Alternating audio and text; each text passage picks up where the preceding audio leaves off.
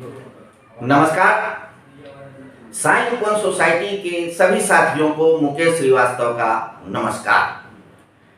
साथियों, जैसा कि आप सभी को मालूम है कि साइन वन सोसाइटी की तीसरी आरडब्ल्यूए का चुनाव होने जा रहा है, जो अगले हफ्ते है। दो ग्रुप इसमें चुनाव में हैं। इसमें एक ग्रुप के मुखिया के रूप में श्री मनीष तिवारी जी हैं। मनीष तिवारी जी हमारी सोसाइटी के पहले अध्यक्ष रहे हैं और एक बार फिर उन्होंने अपनी दावेदारी के लिए आए हैं। तो आज इस मंच के द्वारा हम मनीष तिवारी से बात करेंगे ताकि उनसे पूछा जा सके कि क्या योजना लेके आ रहे हैं, क्या उनके विचार हैं, क्यों वो पहली आरडब्ल्यू में भंग हुए, तो ताकि आप लोगों को अपने नेता चुनने में थोड़ी सी सहूलियत हो सके। तो आइए मनीष तिवारी जी से बात करते हैं। नमस्कार मनीष जी, इस मंच पे आपका स्वागत है। प्रश्न आपको मैंने बता ही दिया। आप हमारे दोस्तों को, साथियों को ये बताएं कि पिछली कार्यकाल क्यों अल्प समय में भंग हुए थे, उसमें क्या कमियां थी, अगर कमियां थी तो कैसे दूर करेंगे, पहली आरडब्ल्यू में कार्य किया तो क्या कार्य किया और आगे क्या कार्य करेंगे। थोड़े रूप में आप एक विचार प्रस्तुत करें। मुकेश जी, देखिए, बहुत बहुत धन्यवाद सबसे पहले कि आपने हमें इस प्लेटफॉर्म के लिए निमंत्रण दिया, इसके लिए। और मैं भी चाहता हूं कि मैं बायो मीडिया के माध्यम से ये कोविड के जो प्रोटोकॉल है उसके थ्रू गैदरिंग करने की जगह पे हम अपनी बात जो है बायो मीडिया हर अपने भाइयों तक पहुंचाएं। ठीक है, तो सबसे पहला सवाल था कि पहला आरडब्ल्यूए जो था वो असफल रही। मैं मानता हूँ कि ये आपका सवाल ही गलत है जी। असफल और सफलता में बड़ा फर्क होता है। किसे कहते हैं असफल, किसे कहते हैं सफल। मेरा मानना है कि पहली आरडब्ल्यूए पूर्ण रूप से सफल रही जी। जितने विकास कार्य मेरे ख्याल से पहले आरडब्ल्यूए के कार्यकाल में कराया गया वो आज तक किसी कार्यकाल में अब तक हुई नहीं। मतलब उस रफ्तार को भी जो है मेंटेन नहीं कर पाई, उस रफ्तार को भी जो है चल नहीं पाई गाड़ी। अगर हम आपसे बात करें सफलता की और असफलता की, तो पहली आरडब्ल्यूए कार्यकाल में सबसे पहला काम जो हुआ वो ये हुआ कि आरडब्ल्यूए का गठन किया गया, जो कि एक बहुत ही बड़ी जिम्मेदारी थी, एक संगठन का निर्माण करना, जिसके वजह से आज ये हमारे यहाँ पे प्रजातंत्र का काम चल रहा है कि हम हर साल चुनाव में आ सकते हैं, अपने एजेंडों को लेके हम आने के बाद हम उस पर कार्य कर सकते हैं और हर बार हमारे लोग अपने पसंदीदा अपने अध्यक्ष को, अपने प्रधान सेवक को चुन सकते हैं। पहला कार्य ये हुआ। दूसरा कार्य ये हुआ, हमारी सोसाइटी की जो हमारी माताएं, बहनें, भाई, बंधु जो थे, उस वक्त जब हमको प्रधान सेवक की जिम्मेदारी मिली थी तो बहुत तकलीफ होती थी कि जब हमारी सभी माताएं बहनें सुबह सुबह जल लेके चढ़ाने के लिए कहीं बाहर जाती थी, सड़कों पे चलती थी। आप थोड़ा सा आवाज थोड़ा धीमी करें। सड़कों पे चलती थी। हमारे पास मंदिर जैसी व्यवस्था के लिए जगह तो थी, लेकिन मंदिर था नहीं। हमारे आरडब्ल्यूए के कार्यकाल में हम सभी लोगों ने उस इमारत को मंदिर में तब्दीली कराई। आज लोग यहाँ के ही नहीं, बाहर से भी लोग दर्शन करने आते हैं। आज यहाँ पे घंट की, शंख की आवाजें गूंजती हैं। आज हमारी माताएं बहनें, चाहे शिवरात्रि हो, चाहे नवरात्रि हो, चाहे कोई भी पर्व हो, हर पर्व पे हमारे मंदिर में, चाहे जन्माष्टमी हो, सब में धूमधाम से पर्व मनाया जाता है, जो कि शायद करना बहुत ही जरूरी था। हमारे आरडब्ल्यूए के कार्यकाल में इस सोसाइटी की आज की डेट में आपको 2 गेटें नजर आती हैं, लेकिन ये आम रास्ता एक गेट नंबर 3 हुआ करता था, जिसका निर्माण बहुत ही जरूरी था, जिसकी वजह से सोसाइटी के अंदर चोरियां, अराजक तत्व का आना जाना बहुत ज़्यादा था और कोई कंट्रोल नाम की चीज़ हुआ नहीं करती थी। उसे हमारे सभी भाइयों के द्वारा खड़े होकर आधी रात को पक्ष विपक्ष, बंदूकधारी और सभी भाइयों के साथ में बैठ के समझौते करके उस 4 दीवारी का निर्माण कराया गया, जिसके बदौलत आज सोसाइटी 4 दीवारी में सुरक्षित है और चोरी चवारी जैसी चीज़ों से, अराजक तत्वों से काफ़ी हद तक हमने उसको सुधार में तब्दीली की। हमारे कार्यकाल में हमारे कार्यकाल में गैस पे आईजीएल गैस पाइपलाइन जैसी सुविधा जो हमारे घरों में हमारी माताएं बहनों को, मैं व्यक्तिगत अपनी भी बात करता हूँ, सबकी बात करता हूँ, हर एक भाई को फ़ोन आता है कि गैस ख़त्म हो गया है। हमारे सोसाइटी में पहले गैस सिलेंडर की गाड़ियाँ ही घूमती थी, ठन ठन की आवाज़ें बजती थी। आपने कहीं देखा है वो जो है श्रीवास्तव जी कहीं गैस सिलेंडर की पाइपें की कहीं नज़र आती है? नहीं। आज हमें ये नहीं हमारी माताओं बहनों को ये तकलीफ नहीं होता है कि आज गैस खत्म हो जाएगा, सुबह की तवे पे रोटी जो है पक नहीं पाई, और हमारे जो है कि मेरा कोई भाई बिना खाना खाए ऑफिस चला जाएगा, या आज वो ऑफिस नहीं जाएगा केवल क्योंकि सिलेंडर घर का खत्म है। हमारे कार्यकाल में, उस शासनकाल में किया गया। हमारी आरडब्ल्यूए जो भंग हुई या असफल नहीं, जो अपना कार्यकाल पूरा नहीं कर पाई, उसका एक और एक केवल एक ही उद्देश्य था, कारण था, बाहरी इन्वॉल्वेंस का सोसाइटी में दखल अंदाजी बढ़ जाना। राजनीतिक महत्वाकांक्षा की वजह से, एक बहुत बड़ा प्लेटफॉर्म वोट बैंक का नजर आने की वजह से, बाहर के जो अपने आप में नेता लोग थे, उन्होंने अपनी इन्वॉल्वेंस बढ़ाने की वजह से सोसाइटी की परिस्थितियों को खराब किया और हमारे कुछ भाइयों को उग्रता में कन्वर्ट किया। और उस वक्त बहुत ही विकट समय चल रहा था हमारी सोसाइटी में बिजली की समस्या को लेके, जिसे लगातार समाधान में करने के लिए हम प्रयासरत थे, हमारी पूरी टीम प्रयासरत थी। दुर्भाग्यपूर्ण या एक राजनीतिक षड्यंत्र के तहत आप इसे बोल सकते हैं, क्योंकि हमारे कुछ भाई उससे मुखाबित है, उस काले सच से, ट्रांसफार्मर हर रोज बदला जाए और हर दूसरे दिनों ट्रांसफार्मर फूंक दिया जाता था या फूंक जाता था। जो शब्द आपको चयनित करना हो आप कर सकते हैं। और ऐसा बैक टू बैक 4 बार हुआ, एक बार नहीं, बैक टू बैक 4 बार हुआ, जिसके वजह से हमारे कुछ भाइयों DEF ब्लॉक के लोगों में आक्रोश हुआ। घर में आपके पानी नहीं है, आपके बिजली नहीं है, तो आपका आक्रोश अपनी जगह बिल्कुल सही है। हमने उस वक्त महसूस किया कि मैं इस कार्य को करने में असफल हूँ, इसलिए हमने उस वक्त अपना त्यागपत्र दे दिया। लेकिन वो एक दुखद घटना थी, वो एक राजनीतिक षड्यंत्र था, जिसका खुलासा बाद में लोगों के साथ हुआ है और लोग इस बात से काफ़ी आहत भी हुए, और कोई मुझे वजह समझ में नहीं आई। तो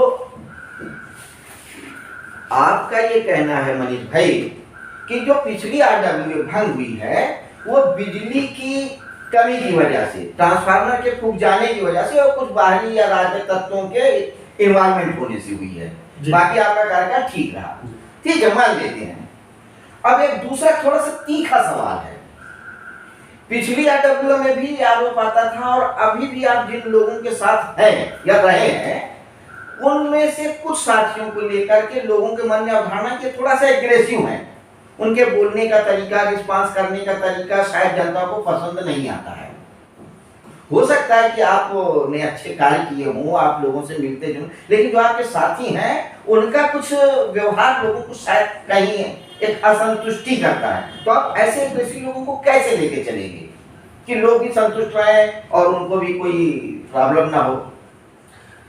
मुकेश जी, सवाल का इजाजत क्या हमें भी है आपसे? जरूर जरूर, आप पूछिए। मैं एक सवाल पूछना चाहता हूँ। देश की आज़ादी में सहयोग हमारे आदरणीय गांधी जी का है या हमारे श्री भगत सिंह जी का है? दोनों का है, नेचुरली। तो मुझे लगता है कि आपके सवाल का जवाब काफ़ी हद तक आपने ही दिया है। देखिए, मैं यहाँ पे आपके जवाब को मैं थोड़ा क्लियर करना चाहता हूँ कि यहाँ गांधीवाद और भगत सिंह का नाम का मतलब क्या है। यहाँ केवल मतलब यह विचारधारा, मेरी विचारधारा गांधीवाद है। अगर मेरे अंदर सहनशीलता ज़्यादा है, अगर आप ये कहते हो कि तिवारी जी को मैंने 4 बात बोल दी या तिवारी जी को उसने 4 बात बोल दी, तिवारी जी ने कोई जवाब नहीं दिया, सहनशीलता, अगर सहनशीलता आप में ज़्यादा है तो आप गांधीवाद पे। और अगर आपको किसी ने बोला अबे तू इधर सुन, आपने उलट के बोला बोल बे तू, कैसे बोला, ये हो गया आपका जो है कि सहनशीलता का परिभाषा से ऊपर, तो आप हो गए भगत सिंह की कैटेगरी में। लेकिन अगर आप किसी को अबे तू बोलोगे नहीं तो आपको अबे तू बोलेगा कैसे कोई? मतलब आपका कहने का तात्पर्य है कि अगर आपके साथियों में किसी ने एग्रेशन दिखाया तो सामने वाले ने भी कुछ गलत किया होगा। ये व्यक्तिगत विचार है हाँ। कि आपका किसी व्यक्ति के साथ में कैसे संबंध है।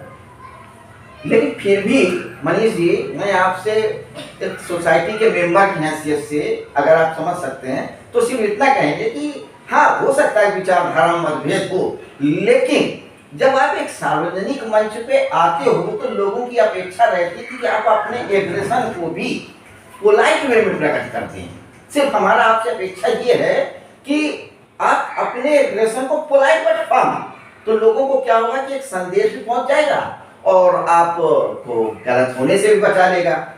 क्या आपको ऐसा नहीं लगता है? देखिए, मैं आपकी विचारधाराओं को बिल्कुल सुन भी लिया और उसको कंसीडर भी कर रहा हूँ, ऐसा नहीं है। लेकिन सवाल यह है कि हमारी सोसाइटी भी एक तरीके से कहीं ना कहीं पे देश की आज़ादी के समान है। जब हम लोग यहाँ पे आए थे तो यहाँ पे भी एक लड़ाई लड़ी गई थी, जिसमें गांधीवाद जैसे विचारधारा के साथ मनीष तिवारी भी कहीं पे आगे नेतृत्व कर रहे थे, तो हमारे कुछ भाई लोग भगत सिंह जैसे विचारधारा के साथ में भी नेतृत्व कर रहे थे। लेकिन फर्क इतना है कि तब में अब में यह है कि आज की डेट में हमें पता है कि हमारी विचारधाराओं को लेकर कोई आपसी मतभेद न हो। तो कुल मिला के ये विचारधारा की लड़ाई है, बाकी व्यक्तिगत लड़ाई। ठीक। अब तीसरा और एक महत्वपूर्ण सवाल ये है जो आगे आने वाले एक संदर्भ में है कि आप अगर मान लो कल अध्यक्ष चुन लिए जाते हो, आपकी टीम आती है, तो क्या रोड मैप है, क्या प्रोग्राम बनाए हैं, आपको क्या लगता है किन कार्यक्रमों को हमें तरजीह देनी है और कैसे करेंगे? थोड़ा जनता को आप बताएं। देखिए, ये जो सवाल है ये बहुत फेवरेट चैप्टर है मेरे लाइफ का, विकास, डेवलपमेंट। क्योंकि मेरी सोच यही शुरू से इस RWA का, इस ओपन सोसाइटी का जो RWA का गठन ही किया था, इसी नाम से किया था। मैं अगर आपको बताना चाहूँगा कि अभी विगत जब पहला कार्यकाल हमने अपना कंप्लीट किया, उसके बाद से लेके अब तक मैं बतौर आपके प्रधान सेवक की जिम्मेदारी से जो है कि हट के अपने दायित्व को, नेतृत्व को निभाता रहा, क्षेत्र को रिप्रेजेंट करता रहा सोसाइटी के नाम से और भारतीय जनता पार्टी के मंडल उपाध्यक्ष के बतौर पे। हमने उस दौरान भी सोसाइटी के हित में जो भी कार्य हो सकता था वो अपने माननीय विधायक जी, सांसद जी, पंकज भैया जी, महेश शर्मा जी के माध्यम से करने का प्रयास किया। आज ये वही साईं ओपन सोसाइटी का गेट है जहां हमारे बिल्डरों ने हम सबको बेवकूफ़ बनाया और ये कह के बेच दिया कि ये RCC रोड खजूर से लेके गेट नंबर 2 तक का निर्माण करा के देंगे। वो सड़क किसने बनवाई? वो सड़क हमारे माननीय विधायक जी ने, हमारे सांसद जी ने बनाई। क्यों बनवाई? ये हमारे सोसाइटी वासियों के और हमारे क्षेत्र के निवासियों के आवाज़ पे बनी। आज आपके गेट नंबर 2 तक RCC रोड है। खजूर से आप चलोगे तो चौराहे तक आपको RCC रोड मिलेगी और चौराहे से आप मुड़ोगे तो आपके गेट नंबर 2 से होते हुए रोड RCC रोड आगे बढ़ती है। ये विचार करने वाला विषय है, इस पे तर्क वितर्क करने वाला नहीं। हमारा प्रश्न सिर्फ ये कि आप आगे क्या कार्य करने। मैं बता रहा हूँ आपको कि विचारधारा का मतलब ये हुआ कि आप एक सोच को समझ सकते हैं, आप एक सोच को, परिभाषा को समझिए कि जब आप एक किसी प्रधान सेवक की मुखिया या किसी सोसाइटी का मुखिया का नेतृत्व करते हो तो आपकी आवाज़ मतलब 1200 परिवार, 1600 परिवार की आवाज़ होती है।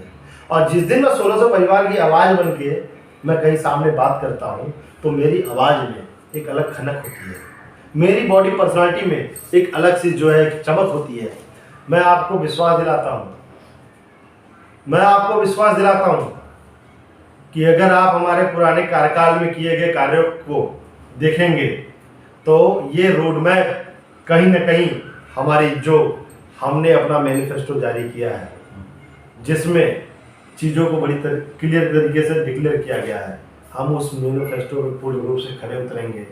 हमारा मुख्य एजेंडा जो रहेगा वो ये रहेगा कि सोसाइटी के अंदर जैसे गाइजल गैस की पाइपलाइन आई हुई है, कहीं ना कहीं उसी तर्ज पर गंगा जल का भी आवाहन करने का पूरा प्रयास किया जाएगा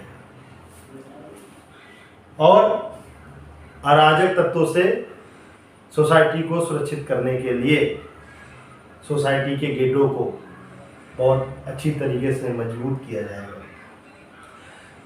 एक सवाल जो लगातार लोगों का उठता है सोसाइटी के हिसाब किताब को लेके, ये सवाल कहीं न कहीं पे हमें भी चुभता है। इस सवाल का समाधान किया जाएगा। आज मैं मनीष तिवारी इस बात को आपको विश्वास दिलाता हूं कि इस कार्यकाल के दौरान भविष्य में चाहे जितनी कार्यकालें आए, लेकिन कभी हिसाब किताब के नाम पे कोई कार्यकाल बच नहीं सकता। हम एक ऐसा सिस्टम बना देंगे कि उस सिस्टम के अंदर चाहे मनीष तिवारी हो, चाहे कोई दूसरा व्यक्ति हो, सरकारें आती जाती रहेंगी, लेकिन हिसाब किताब का दर्जा कभी किसी भी व्यक्ति से बच नहीं पाएगा। हर व्यक्ति के पास एक एक रुपए का हिसाब रहेगा। हम डिजिटल दुनिया में हैं। हम अगर आज के डेट में इन चीज़ों को डिजिटलाइज नहीं कर सकते अगर, तो हम कैसे करेंगे? हमने उस वक्त अपने कार्यकाल में, आपको महोदय याद दिलाना चाहूँगा कि उस वक्त भी हमने इस ऐप का निर्माण कराया था और ये लाइव होने ही वाला था, लेकिन उसी चंद परिस्थितियों की वजह से वो जो है एग्जीक्यूट नहीं हो पाया, जिसे कि इस बार हम एग्जीक्यूट करेंगे।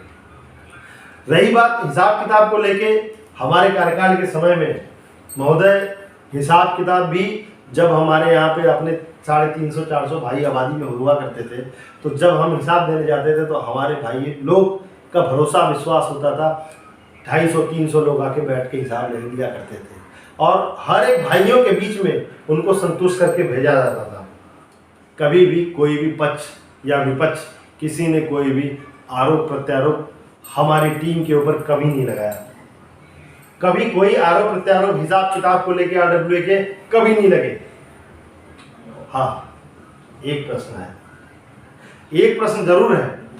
हमारे कुछ भाइयों ने 750, कितना? 750 रुपए। फिर से बोलिएगा। 750 रुपए का मुद्दा जरूर बनाया। देखिए, आप किसी की छवि को खराब करना चाहते हो तो कुछ ना कुछ, या आप व्यक्तिगत रूप से जब किसी राजनीतिक उसमें जाते हो तो आपको मुद्दा बनाना होता है। तो तिवारी जी के साथ में या हमारे RWA के पदाधिकारियों के साथ में कोई दाग है, कोई लाश लूस नहीं बचा। 750 रुपये का मुद्दा बनाया गया, जिसपे मैं आज आपको इस प्लेटफॉर्म के माध्यम से मैं सूचना या मैं अपना बात रखना चाहता हूँ कि सभी सम्मानित भाइयों को बताना चाहता हूँ। सर्वप्रथम मैं उन 114 लोगों का तहे दिल से धन्यवाद देना चाहूँगा जिन लोगों ने वो 750 रुपये दिए थे, जिन लोगों का कंट्रीब्यूशन आया था। उस वक्त हमारी सोसाइटी की आबादी करीबन 400 लोगों की थी, जिसमें से 114 भाइयों ने ही केवल 750 रुपये दिए थे, जिनको अधिकार है सवाल पूछने का।